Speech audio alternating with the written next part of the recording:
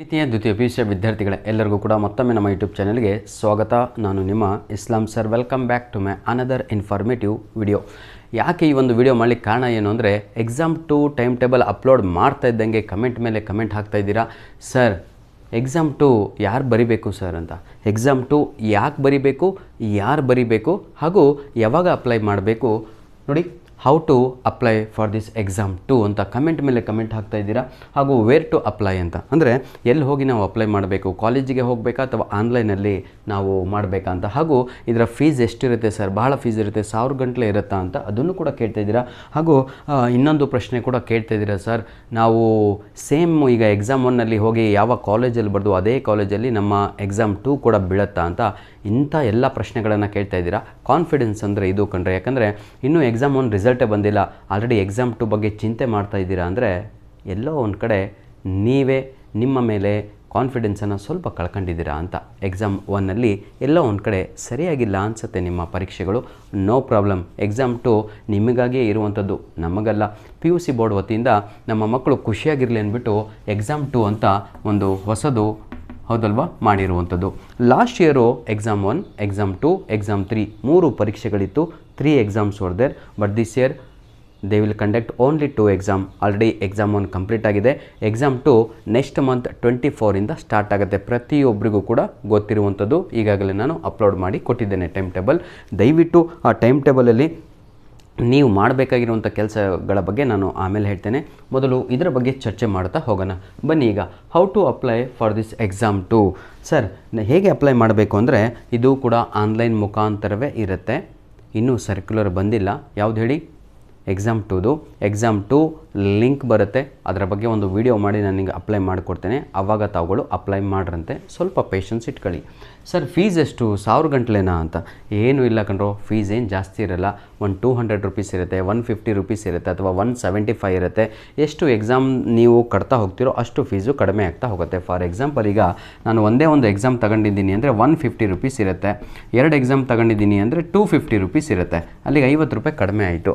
ಹಾಗಂತ ಹೇಳಿಬಿಟ್ಟು 6 ಎಕ್ಸಾಮ್ನ ತೊಗೊಂಡ್ಬಿಡ್ತೀನಿ, ಬರೀ 500 ರೂಪಾಯಿ ಕೊಡ್ತಾರೆ ಅಂತ 6 ಎಕ್ಸಾಮು ತಗೊಂಡ್ರೆ ನೀವಷ್ಟು ಮೂರ್ಖರು ಯಾರೂ ಅಲ್ಲ ಕಣ್ರಿ. ನಮಗೆ ನಮ್ಮ ಅದು ಏನೋ ಕನ್ನಡದಲ್ಲಿ ಗಾದೆ ಇದೆ ಅಲ್ವಾ, ಹಾಸಿಗೆ ಇದ್ದಷ್ಟು ಕಾಲು ಚಾಚು ಅಂತ. ಹಾಗೆ ನಮಗೆ ದೇವರು ಎಷ್ಟು ಕೊಟ್ಟಿದ್ದಾನೋ ಹೊಟ್ಟೆ ಅಷ್ಟನ್ನೇ ತಿನ್ನಬೇಕು. 1 ಚಪಾತಿ ಸಾಕ, ಒಂದೇ ತಿನ್ನಬೇಕು. ಯಾರೋ ಒಬ್ಬ 10 ಚಪಾತಿ ತಿಂತಾನೆ ಅಂತ ನಾವು ತಿನ್ನೋದಲ್ಲ. ನಮ್ಮ ಎಲ್ಲಿ ಲೂಪ್ ಹೋಲ್ ಇದೆಯೋ, ಯಾವ ಪರೀಕ್ಷೆ ಸರಿಯಾಗಿಲ್ವೋ, ಯಾವ ಎಕ್ಸಾಮ್ ಸರಿಯಾಗಿಲ್ವೋ ಇವತ್ತೇ ಟಾರ್ಗೆಟ್ ಮಾಡಿ. Don't wait for these dates. ಯಾವಾಗ ಅಪ್ಲೈ ಮಾಡಬೇಕು ಅಂತ ಡೇಟನ್ನು ವೇಟ್ ಮಾಡಿದವನು ಮೂರ್ಖ ಅಂತ ಹೇಳ್ತಾರೆ. ಎಕ್ಸಾಮ್ 2 ಯಾವಾಗ ಅಪ್ಲೈ ಮಾಡಬೇಕು ನೋಡಿ. ಈಗ ಇದು ಆಯಿತು, ಹೌ ಟು ಅಪ್ಲೈ ಕ್ಲಿಯರ್ ಆಯಿತು. ಫೀಸಿನ ಬಗ್ಗೆ ಕ್ಲಿಯರ್ ಮಾಡಿದೆ ನಾನು ನಿಮಗೆ. ಇನ್ನೊಂದು ಪ್ರಶ್ನೆ ಅಂದರೆ ವೆನ್ ಟು ಅಪ್ಲೈ ಅಂತ ಒಂದು ಪ್ರಶ್ನೆ ಬಹಳ ಜನ ಕೇಳ್ತಾ ಇದ್ದೀರಾ. ಯಾವಾಗ ನಾವು ಎಕ್ಸಾಮ್ 2ಗೆ ಅಪ್ಲೈ ಮಾಡಬೇಕು ಅಂತ ನೋಡಿ ವಿದ್ಯಾರ್ಥಿಗಳೇ. ಯಾವಾಗ ಅಪ್ಲೈ ಮಾಡಬೇಕು ಅಂತ ಹೇಳಿದರೆ, ನಿಮ್ಮ ಆ್ಯನ್ಯುವಲ್ ಎಕ್ಸಾಮ್ ರಿಸಲ್ಟ್ ಬರಬೇಕು ಕಣ್ರಿ. ಬಂದಾದ್ಮೇಲೆ ತಾನೇ ನಿಮಗೆ ಗೊತ್ತಾಗೋದು ಯಾವ ಸಬ್ಜೆಕ್ಟಲ್ಲಿ ಕಡಿಮೆ ಅಂಕಗಳನ್ನು ತೆಗೆದುಕೊಂಡಿದ್ದೀರಾ ಅಂತ. In which subject you scored very less marks ಅಂತ. ಎಕ್ಸ್ಪೆಕ್ಟೇಷನ್ ಹಿಂಗಿತ್ತು ಸರ್ 70 ಅಂತ, ಆದರೆ 55 ಹಾಕಿ ಕಳಿಸ್ಬಿಟ್ಟಿದ್ದಾರೆ ಅಂತ.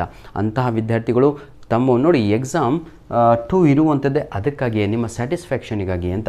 ಕ್ಲಿಯರ್ ಅನಿಸುತ್ತೆ. ನೆಕ್ಸ್ಟ್ ಸರ್ ನೋಡಿ, who should write this exam or who should apply for this exam ಅಂತ. ಸರ್ ಯಾರೆಲ್ಲ ಈ ಒಂದು ಪರೀಕ್ಷೆಗೆ ಅಪ್ಲೈಯನ್ನು ಮಾಡ್ಬೋದು ಅಂತ. ಎಕ್ಸಾಮ್ 2ಗೆ ಹೂ ಆರ್ ಎಲಿಜಿಬಲ್ ಅಂತ. ಹೂ ಆರ್ ಎಲಿಜಿಬಲ್ ಅಂದರೆ everyone is eligible, all candidates are eligible, all students second year PUC students are eligible. ಅಂದರೆ ಪಾಸ್ ಆದರೂ ಕೂಡ ಎಕ್ಸಾಮ್ 2 ಬರಿಬೋದು, ಫೇಲ್ ಆದರೂ ಕೂಡ ಎಕ್ಸಾಮ್ 2 ಬರಿಬೋದು. ಫೇಲ್ ಅಂತ ಕಾನ್ಸೆಪ್ಟ್ ಇಲ್ಲ, ಅದನ್ನು ನಾವು NC ಅಂತ ಕರಿತೀವಿ. NC ಅಂತ ಹೇಳಿದರೆ ನಾಟ್ ಕ್ಲಿಯರ್ಡ್ ಅಂತ. ಎಕ್ಸಾಮ್ 1ನಲ್ಲಿ ಮಗು ಕ್ಲಿಯರ್ ಆಗಲಿಲ್ಲ, ಈಗ ಎಕ್ಸಾಮ್ 2 ಬರೆದು ಪಾಸ್ ಆಗ್ತಾನೆ ಅಂತ ಒಂದು ಕ್ಲಿಯರ್ ಕಾನ್ಸೆಪ್ಟು. ಹಾಗಿದ್ರೆ sir who should apply and right this exam ಅಂದರೆ, ಈಗ ಹೇಳಿದೆ ಎಲ್ಲರೂ ಪಾಸ್ ಆದರೂ ಕೂಡ ಎಕ್ಸಾಮ್ ಬರಿಬೋದು. ಪಾಸಾಗಿರ್ತೀರಾ ಎಲ್ಲದೂ ಕೂಡ. ಇಂಗ್ಲೀಷಲ್ಲಿ ಒಂದು 50 ಮಾರ್ಕ್ಸ್ ಬಂದಿರುತ್ತೆ. ಅಯ್ಯೋ ಇಸ್ಲಾಂ ಸರ್ ವಿಡಿಯೋ ನಾನು ನೋಡಲೇ ಇಲ್ಲ ಅಲ್ವಾ, ನೋಡಿರ್ತಿದ್ದೆ ಬರೀ ಗ್ರಾಮರೆಲ್ಲ 50 ತೆಗೆದುಬಿಡ್ತಿದ್ದೆ ನಾನು, ಬರೀ MCQಸು ಅದರಲ್ಲಿ ಆರಾಮಾಗಿ.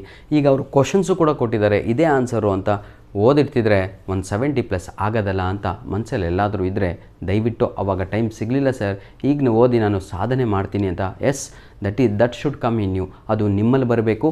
ಅಂತಹ ಸಬ್ಜೆಕ್ಟ್ಗಳನ್ನು ತಾವುಗಳು ಸೆಟ್ ಮಾಡಿಕೊಂಡು ಆಯಿತಾ, ಇಂಪ್ರೂವ್ಮೆಂಟಿಗಾಗಿ ಬರಿಬೋದು. ಇದನ್ನು ನಾನು ನಿಮ್ಗೆ ಬರಿತಾ ಇದ್ದೀನಿ ನೋಡಿ. ಇಂಪ್ರೂವ್ಮೆಂಟಿಗಾಗಿ ಎಕ್ಸಾಮ್ 2 ಬರಿಬೋದು. ಹಾಗೂ ಯಾರೆಲ್ಲ ಎಕ್ಸಾಮ್ 1ನಲ್ಲಿ ಆಯಿತಾ ಲೆಸ್ ಮಾರ್ಕ್ಸ್ ನೋಡಿ ಇಂಪ್ರೂವ್ಮೆಂಟಿಗಾಗಿ ಬರೆಯುವಂತಿರುವ ವಿದ್ಯಾರ್ಥಿಗಳು ಹಾಗೂ ನಮ್ಮ NC ಕ್ಯಾಂಡಿಡೇಟ್ಸ್ಗಳು, NC ಅಂದರೆ ನಾಟ್ ಕ್ಲಿಯರ್ಡ್ ಕ್ಯಾಂಡಿಡೇಟ್ಸ್ಗಳು ಹಾಗೂ ಬಹಳ ಕಡಿಮೆ ಮಾರ್ಕ್ಸ್ ತಗೊಂಡಿದ್ದೀನಿ ಸರ್ ನಾನು ಅಂಥ ವಿದ್ಯಾರ್ಥಿಗಳು ಎಲ್ಲರೂ ಕೂಡ ಈ ಎಕ್ಸಾಮ್ 2 ಅನ್ನು ಬರಿಬೋದು. ಇನ್ನೊಬ್ಬರು ನನಗೆ ಮೆಸೇಜ್ ಹಾಕಿದರು, sir I did not attend 2 subjects ಅಂತ. 2 ಸಬ್ಜೆಕ್ಟ್ಗಳನ್ನು ನಾನು ಅಟೆಂಡ್ ಮಾಡಲಿಲ್ಲ ಎಕ್ಸಾಮ್ 1ಅಲ್ಲಿ, ಬೇರೆ 4 ಸಬ್ಜೆಕ್ಟನ್ನು ಅಟೆಂಡ್ ಮಾಡಿದ್ದೀನಿ ಅಂತ. ಅಂಥ ವಿದ್ಯಾರ್ಥಿಗಳು ಕೂಡ ಎಕ್ಸಾಮ್ 2ಗೆ ಅಪ್ಲಿಕೇಶನನ್ನು ಸಲ್ಲಿಸ್ಬೋದು. ಕ್ಲಿಯರ್? ಹಾಗಿದ್ರೆ ಇನ್ನೊಂದು ಪ್ರಶ್ನೆ ಇದೆ, ಸರ್ ವೇರ್ ಟು ಅಪ್ಲೈ ಅಂತ. ಸರ್ ನಾವು ಕಾಲೇಜಿಗೆ ಹೋಗಬೇಕಾ ಅಂತ, ನಮ್ಮ ಕಾಲೇಜಿಗೆ ಇದ್ರ ಬಗ್ಗೆ ನೋಡಿ, ಸುಮ್ಮನೆ ನಾನು ನಿಮಗೆ ಏನೇನೋ ಹೇಳಿ ಆಯಿತಾ, ಈ ಕಡೆ ಅಥವಾ ವ್ಯೂಸ್ ತಗೊಳ್ಳಿಕ್ಕೆ ಅಥವಾ ವಿಡಿಯೋ ಲೆಂತಿ ಮಾಡಲಿಕ್ಕೆ ಹೇಳ್ಕೊಂತ ಹೋದರೆ ಭಾಳ ಹೇಳ್ಬೋದು ಸುಳ್ಳುಗಳನ್ನು. ಸುಳ್ಳು ಹೇಳೋದ್ರಿಂದ ನನಗೂ ಉಪಯೋಗವಿಲ್ಲ, ನಿಮಗೂ ಉಪಯೋಗವಿಲ್ಲ. ಸುಳ್ಳು ಹೇಳೋದ್ರಿಂದ ನಾನು ನರಕಕ್ಕೆ ಹೋಗ್ತೀನಿ, ನಿಮ್ಮ ಟೈಮ್ ಪಾಸ್ ಆಗುತ್ತೆ. ಹಾಗಿದ್ರೆ ಸರಿಯಾದ ಉತ್ತರ ಇದಕ್ಕೆ ವೇರ್ ಟು ಅಪ್ಲೈ ಅಂತ ಹೇಳಿದರೆ, ಡೋಂಟ್ ವರಿ, 90% ಆನ್ಲೈನಲ್ಲೇ ಇರುತ್ತೆ. ಆದರೆ ಇನ್ನೂ ಅದ್ರ ಬಗ್ಗೆ ಸರ್ಕ್ಯುಲರ್ ಬಂದಿಲ್ಲ. ಕ್ಲಿಯರ್? ಟೈಮ್ ಟೇಬಲ್ ಯಾಕೆ ಕೊಟ್ಟಿದ್ದಾರೆ ಅಂದರೆ ಮಕ್ಕಳು ಕೂತ್ಕೊಂಡು ಟೈಮ್ ಪಾಸ್ ಮಾಡಬಾರ್ದು, ಇವತ್ತಿನಿಂದನೇ ಓದಲಿ ಅಂತ. ಫಾರ್ ಎಕ್ಸಾಂಪಲ್, ಈಗ ಮುಂದಿನ ತಿಂಗಳು 24ನೇ ತಾರೀಕು ಕನ್ನಡ ಎಕ್ಸಾಮ್ ಇದೆ ಅಂದ್ಕೊಳ್ಳಿ, ಅಲ್ಲಿಗೆ 23 ದಿನ ಉಳ್ದಂಗೆ ನೆಕ್ಸ್ಟ್ ಮಂತು, ಹೌದಲ್ವಾ? ಈ ತಿಂಗಳಲ್ಲಿ ಒಂದು 7 ಡೇಸ್ ಸಿಕ್ತಪ್ಪ, ಅಲ್ಲಿಗೆ ಟೋಟಲ್ಲು 30 ಡೇಸ್ ಉಳಿತು. ಈ 30 ಡೇಸಲ್ಲಿ ನೀವು ಒಂದು 3 ಸಬ್ಜೆಕ್ಟ್ ತಗೊಂಡಿರ್ತೀರ, ಅಲ್ಲಿಗೆ ಒಂದೊಂದು ಸಬ್ಜೆಕ್ಟಿಗೆ 10 ದಿನ ನಿಮಗೆ ಸಿಕ್ಕ ಹಾಗೆ ಈ ರೀತಿಯಾಗಿ ಡಿವೈಡ್ ಮಾಡಿಕೊಂಡು ಮಕ್ಕಳು ಓದಲಿ ಅನ್ನೋ ಕಾರಣಕ್ಕಾಗಿ ಎಕ್ಸಾಮ್ 2 ಟೈಮ್ ಟೇಬಲ್ ಈಗಲೇ ರಿಲೀಸ್ ಆಗಿರುವಂಥದ್ದು. ಹಳೆ ಟೈಮ್ ಟೇಬಲ್ ನೋಡಬೇಡಿ, ಎಕ್ಸಾಮ್ 2 ರಿವೈಸ್ಡ್ ಟೈಮ್ ಟೇಬಲ್ ಅಂತ ನೆನ್ನೆ ಅಪ್ಲೋಡ್ ಮಾಡಿ ಕೊಟ್ಟಿದ್ದಾನಲ್ವ, final time table, that is the final one. Next ಇನ್ನೊಂದು ಇದೆ, ಸರ್ ಇನ್ನು which centre we are going to write our exam ಅಂತ. ನೀವೇ ಇದಕ್ಕೆ ಆನ್ಸರನ್ನು ಹುಡ್ಕೋಬೋದು. ಈಗ ನೋಡಿ, ಈಗ ಯಾವ ಸೆಂಟ್ರಲ್ಲಿ ತಾವುಗಳು ಎಲ್ಲರೂ ಕೂಡ ಎಕ್ಸಾಮನ್ನು ಬರಿತಾ ಇದ್ದೀರಾ ಅಂತ. ಯಾವ in which centre we are going to write exam ಅಂತ, ಯಾವ ಸೆಂಟ್ರಲ್ಲಿ ಎಕ್ಸಾಮನ್ನು ಬರೀತಾ ಇದ್ದೀವಿ ಅಂತ. ಯಾವ ಸೆಂಟ್ರಲ್ಲಿ ಬರೀತೀರಾ ಅಂದರೆ, ಈಗ ನೀವು ಫಸ್ಟ್ ಒಂದು 5 ಲಕ್ಷ ಜನ LAKH ಅಂದ್ಕೊಳ್ಳಿ, ಆಯಿತಾ? ಕಡಿಮೆ ಇದೆ ಹೇಳ್ತಾ ಇರೋದು, ಎಕ್ಸಾಂಪಲ್ ಕೊಡ್ತಾ ಇರೋದು. 5 ಲಕ್ಷ ಜನ ಎಕ್ಸಾಮನ್ನು ಬರೆದಿರ್ತೀರ. ಈಗ ಇಂಪ್ರೂವ್ಮೆಂಟಲ್ಲಿ ಬರೀ ಒಂದು 2 ಲಕ್ಷ ಜನ ಎಕ್ಸಾಮನ್ನು ಬರೀತಾ ಇರ್ತೀರ. ಇದರ ಅರ್ಥವೇನು ಅಂದರೆ, ಕಾಲೇಜಿನ ಸಂಖ್ಯೆ ಕಡಿಮೆ ಆಗುತ್ತೆ, ಡಿಸ್ಟಿಕ್ಕಿನ ಸಂಖ್ಯೆ ಕಡಿಮೆ ಆಗುತ್ತೆ, ಮಕ್ಕಳು ಬರೆಯುವ ಸಂಖ್ಯೆ ಕಡಿಮೆ ಆಗುತ್ತೆ. ಕಡಿಮೆ ಆಗ್ತಾ ಇದ್ದ ಹಾಗೆ ಸೆಂಟ್ರ್ಗಳು ಅಂದರೆ ಕಾಲೇಜು ಎಲ್ಲ ತಗೊಂಡಿರ್ತಾರಲ್ವ, ಪ್ರೈವೇಟ್ ಕಾಲೇಜುಗಳು ಎಲ್ಲ ಡಿಲೀಟ್ ಆಗ್ತಾ ಹೋಗ್ತವೆ. ಫಸ್ಟು ಗೌರ್ಮೆಂಟ್ ಕಾಲೇಜನ್ನೇ ಆಯ್ಕೆ ಮಾಡಿಕೊಂಡು ನಂತರದಲ್ಲಿ ಪ್ರೈವೇಟ್ ಕಾಲೇಜಿಗೆ ಹೋಗುವಂಥದ್ದಾಗಿರುತ್ತೆ.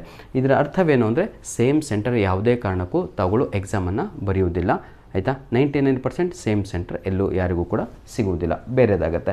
ಇಷ್ಟು ಸಾಕು ಅನಿಸುತ್ತೆ ನನ್ನ ಪ್ರೀತಿಯ ವಿದ್ಯಾರ್ಥಿಗಳೇ. ದಯವಿಟ್ಟು ಇವತ್ತಿನಿಂದಲೇ ತಾವುಗಳು ಪ್ರಾಕ್ಟೀಸ್ ಮಾಡಲಿಕ್ಕೆ ಸ್ಟಾರ್ಟ್ ಮಾಡಿ, ಓದಲಿಕ್ಕೆ ಸ್ಟಾರ್ಟ್ ಮಾಡಿ. ದಯವಿಟ್ಟು ಕಮೆಂಟ್ ಮಾಡಿ, ಯಾರೆಲ್ಲ ಎಕ್ಸಾಮ್ 2ನಲ್ಲಿ ಯಾವ ಸಬ್ಜೆಕ್ಟನ್ನು ತಾವುಗಳು ಅಪ್ಲೈ ಮಾಡಬೇಕು ಅಂತ ಇದ್ದೀರಾ ಅಂತ ತಾವುಗಳು ಕಮೆಂಟ್ ಮಾಡಿದರೆ ನನಗೂ ಕೂಡ ಪ್ರಿಪೇರ್ ಆಗಲಿಕ್ಕೆ ಸ್ವಲ್ಪ ಸಮಯ ಸಿಗುತ್ತೆ. ಹಾಗೂ ಪ್ರಿಪೇರ್ ಆಗಿಬಿಟ್ಟು ಅದ್ರ ಬಗ್ಗೆ ವಿಡಿಯೋ ಮಾಡಿ ನಿಮಗೆ ಹೆಲ್ಪ್ ಆಗಲಿಕ್ಕೆ ಒಂದು ವಿಡಿಯೋವನ್ನು ಕೂಡ ಮಾಡಿಕೊಡ್ತೇನೆ ಅಂತ ಹೇಳ್ತಾ ವಿಡಿಯೋನ ಇಲ್ಲಿಗೆ ಮುಗಿಸ್ತಾ ಇದ್ದೇನೆ. ಧನ್ಯವಾದಗಳು. All the best. God bless you all.